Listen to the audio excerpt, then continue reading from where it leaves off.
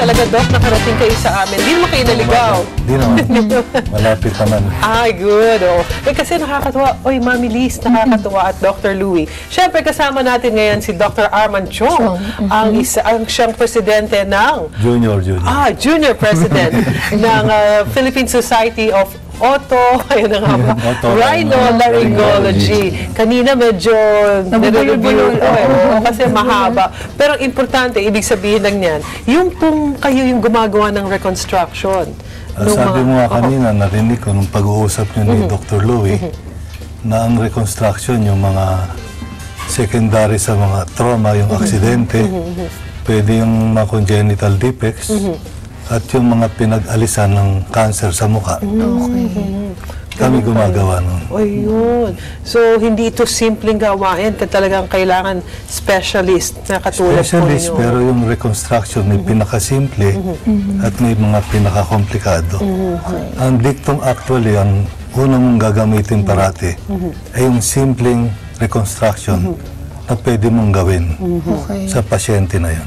May pag-uusapan din natin, Doc, yung reconstruct, paano ba ginagamot or nire-reconstruct yung pagkatanggal ng trauma or ng tumor sa mukha or sa leeg? Depende yun sa case-to-case basis. Actually, meron akong, kung mapapakita lang natin yung graphics ko. Kasi napaka-anong tanong mo. Napakalawak, napakahirap sagutin. Pero meron akong hinandang mga... Halimbawa, yung meron tayong example. Sana mapakita natin sa audience. Sige nga po. Halimbawa, yung may depekto ka sa ilong, kukuha ka lang ng balat sa likod ng tenga, itatapal mo doon sa butas sa ilong. So ito yung basal cell carcinoma sa ilong. Aalisin namin yan. Okay? Next slide, please. Yan yung depekto. Butas. Hindi tayo kukuha ng balat na galing sa noo. Kung pwede yan nang hindi ka na maghihiwa sa mukha, kukuha tayo ng balat galing sa likod ng tenga. Next slide, please. So, kumuha kami ng balat sa likod ng tenga. Next slide. Next slide. At tinapal doon. Ang galing. Kaya lang kailangan mo i-press yun ng gauze. Tapos nakikita mo may tali. Tatali mo yun para nakapress ng mga 1 linggo. After 1 week, aalisin mo yung gauze. Dapat mabuhay yan. Importante pala, like kung sa nose, particularly yung skin na galing sa likod ng tenga. Isang parte yun na pwede mong pagkunan. Pwede rin sa eyelid, pwede rin sa may baba, at pwede rin dito sa clavicle. Balat dito. Yung mga hindi nakikita. Hindi nakikita. Tama ka, pwede kang doktor.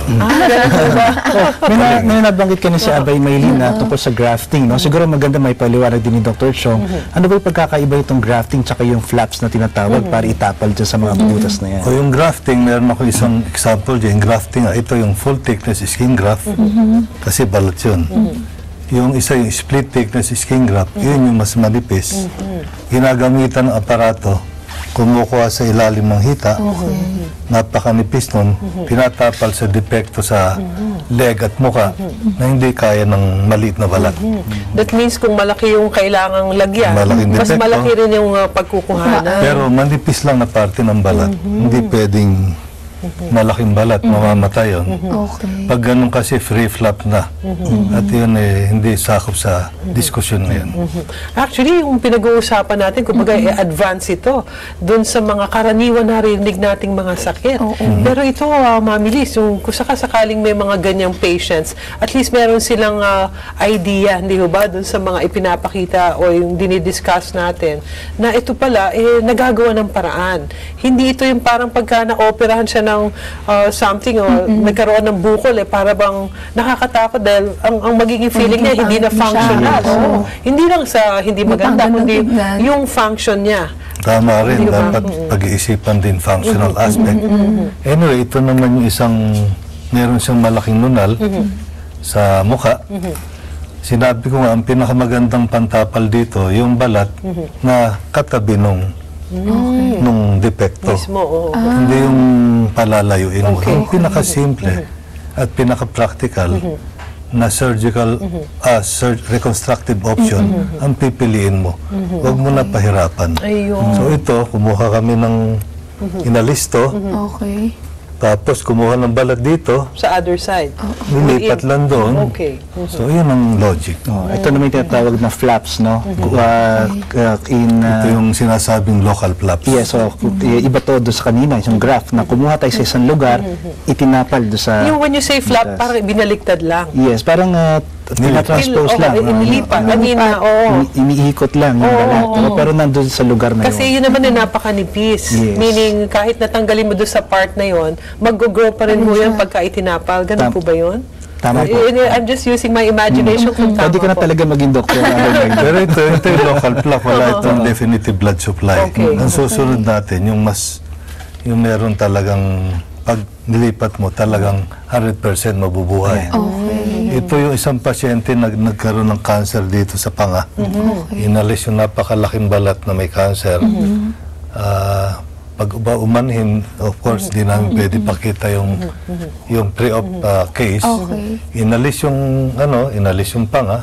Kumuha kami ng laman dito at balat at tinapal doon. Okay. So, Alam nyo, hindi biro and then I could isa just... sa pinakamahirap. Opo. We could just imagine yung nanonood sa atin na ngayon mga kataong bahay natin, lalo't hindi sila so Sanay, used to yung exposure like this one, para ipakita na hindi naman ito nakakatakot. Opo. Kung hindi, simple para sa mga doctors na katulad nila. Kamukha nga nang nabanggit mo kayo na by Maylin, yung mga ibang tao na may magayang kalalaking tumor, isip nila wala nang kapag-asa. Yes. Diba? Yun yung term natin, walang pag-asa. Pero dahil dulot na rin po ng siyensya, no, ay nagagawa po natin takpan itong mga bukol na ito.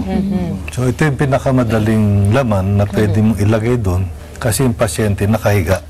So ito yung pectoralis major o dibdib natin. So nakita mo na ilipat doon sa bandang parte ng leeg. Alam nyo, hindi lang dahil dun sa gagawing procedure ang ikinakatakot ng mga pasyente. Lalong nakakatakot, Doc, yung mga gagastusin. Gagastusin. Mahal po ba yun, Doc? Pero may mga tulong naman ng PCSO. okay. Yes. East Avenue, Medical Center, mga PGH. government, Yes, mga government tulong at hospitals ang mga natin. doktor Kasi naman yan ang walang bayad. nakikita nating tinatanong, syempre, ng ating mga kataong bahay, nagte-text na sila. Well, ano po inyong mapapayo, Doc, sa ating mga kataong bahay? Kung merong mga ganyang malalaking cancer, at yun na nga yung mga diniscuss ni Dr. Gutierrez, maganda magpakonsulta sa ENT specialist Okay. para mas maganda ang tarato sa inyo. Tama, oh. So kapag na kunwari, kayo ay medyo high risk to, yung mga nabanggit natin, yung sachet, no? Ano ulit yun? Smoking, alcoholic drinking, lalo na kung lalaki kayo.